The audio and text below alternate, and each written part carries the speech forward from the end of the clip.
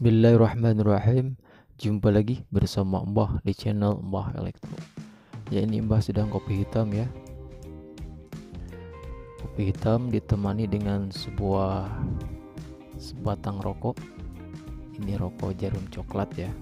Ini sangat cocok sekali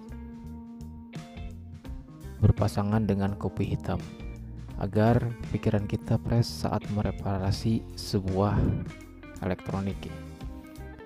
Oke, dalam video kali ini Mbah mempunyai sebuah receiver parabola dengan kerusakan matot ya, mati total. Ditekan power juga tidak muncul display. Ini termasuk matot ya. Ini jenisnya dari MP2. Oke, tanpa basa-basi kita langsung bongkar saja. Untuk lebih tahu apa sih kerusakan dari receiver ini, Mbah akan percepat ya videonya agar tidak membosankan. Seperti biasa, dalaman dari receiver itu ada 3 blok, yaitu power supply, mainboard, dan juga panel display. Untuk kerusakan mati total, kita berfokus pada power supply karena ini yang mensuplai tegangan ke mainboard dan juga panel display.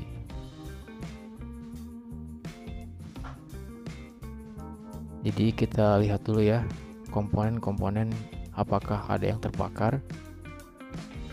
Ini menggunakan IC PWM berkaki 4 ya. Itu umum digunakan oleh power supply receiver. Oke, sekarang Mbak akan coba cek tegangan dari output power supply. Itu tegangannya harus keluar 3,3 volt untuk mensuplai IC dan juga 13 volt dan 18 volt untuk mensuplai LNB ya.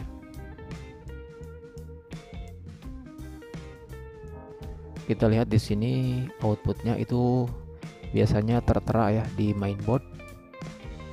Ada yang menggunakan 3,3 volt dan ada juga yang menggunakan 5 volt.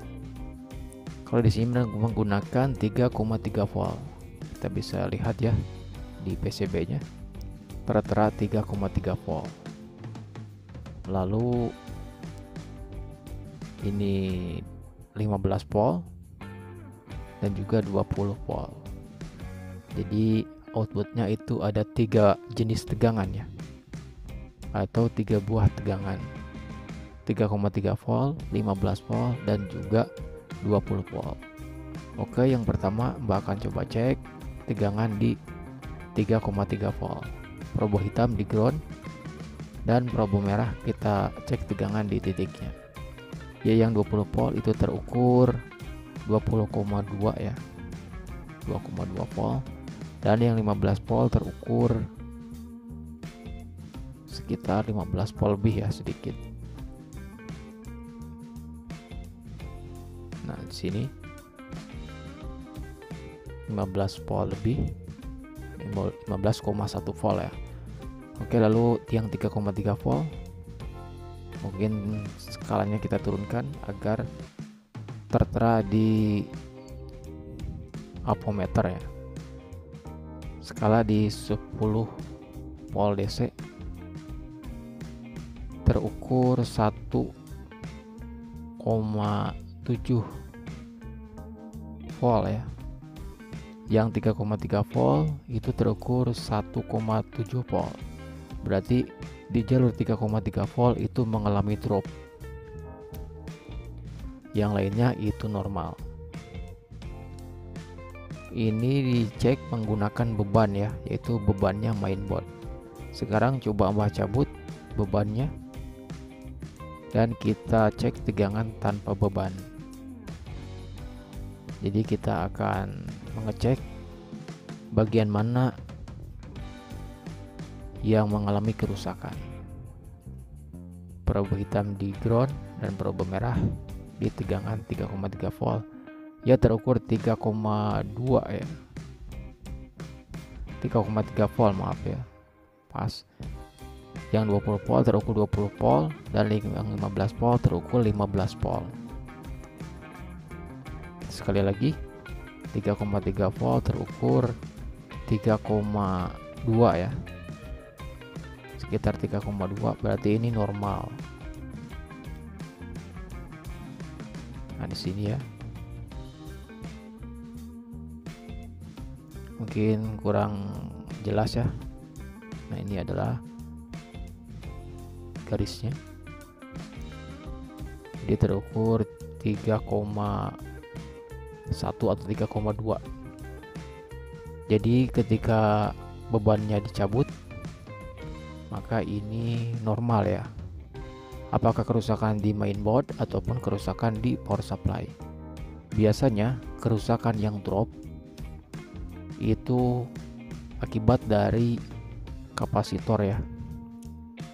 Karena kapasitor itu untuk memfilter tegangan ya, dan juga menaikkan tegangan.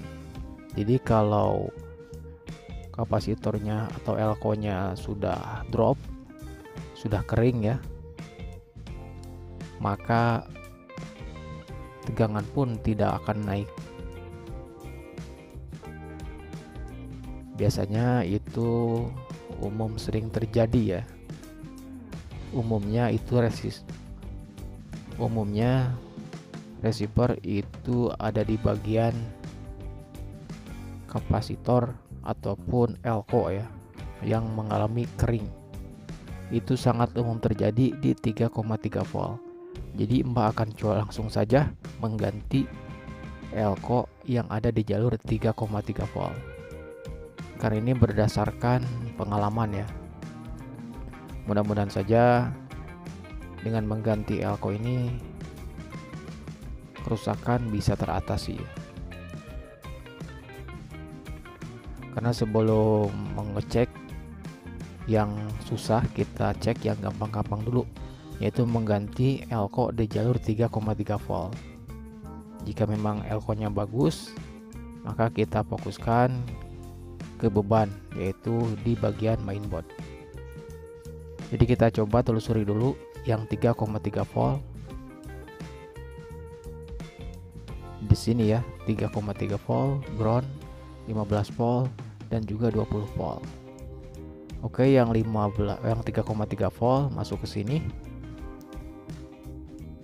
Berarti elko ini ya termasuk 3,3 volt untuk memfilter tegangan DC. Lalu ke sini elko yang ini juga itu ada di jalur 3,3 volt. Oke, langsung saja Mbak akan coba ganti kedua elko tersebut.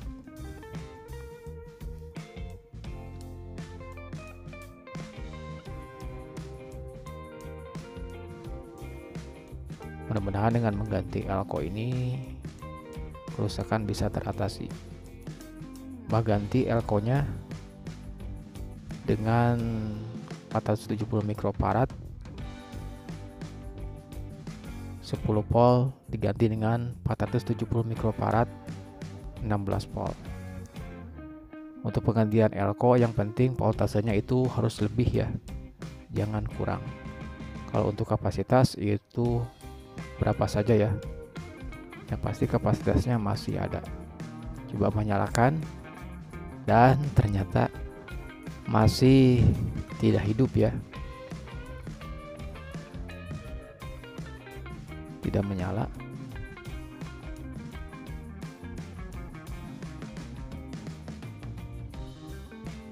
Jadi apakah mainboard atau power supply? Mungkin Mbak akan coba pengecekan lebih lanjut, karena di jalur 3,3 volt masih ada elko yang belum dicek ya. Coba Mbak cek lagi, ya masih drop ya. Walaupun diganti elko 2 buah itu masih drop ya. Kalau yang 15 volt dan 20 volt itu normal. IC juga tidak panas ya. Oke, kita cek dulu ya, dan juga Mbah ganti semua elko yang ada di jalur 3,3 volt termasuk elko yang ada di mainboard. Kita coba cabut dulu ya.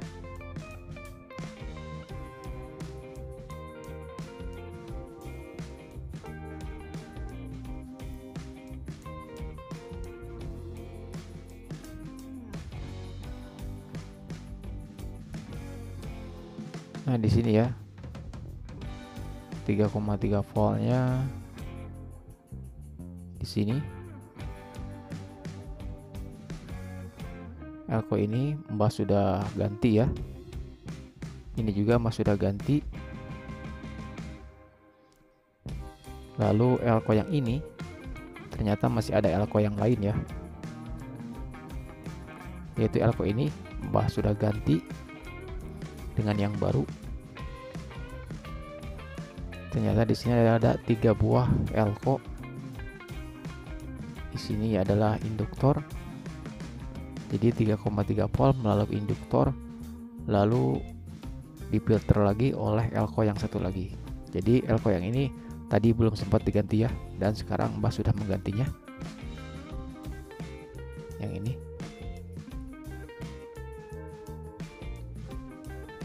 Dan juga elko yang ada di mainboard itu juga ada di jalur 3,3 volt yang ini.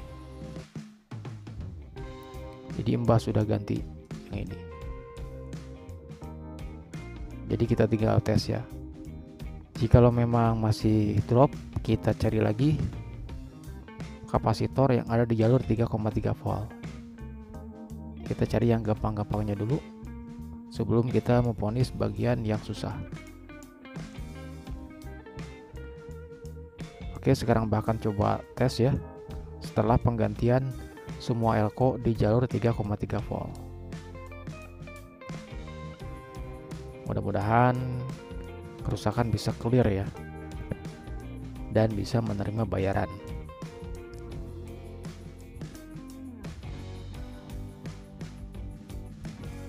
Mungkin buat anak cucu Mbah, untuk jenis kerusakan ini cara penanganannya itu berbeda ya. Kerusakan sama tapi penanganan belum tentu sama. Kita coba nyalakan. Alhamdulillah ya, ini sudah menyala, lampu indikator dan juga display sudah menyala. Alhamdulillah ya, ini normal. Jadi kerusakan ada di bagian elko di jalur 3,3 volt. Jadi di jalur 3,3 volt itu harus dibabat habis semua elko, termasuk SMD ya. Jikalau elko-nya sudah dibabat habis, maka kapasitor SMD yang ada di jalur 3,3 volt itu harus dibabat habis. Oke, mungkin itu saja video kali ini. Mudah-mudahan bermanfaat ya. Sekian dan terima kasih.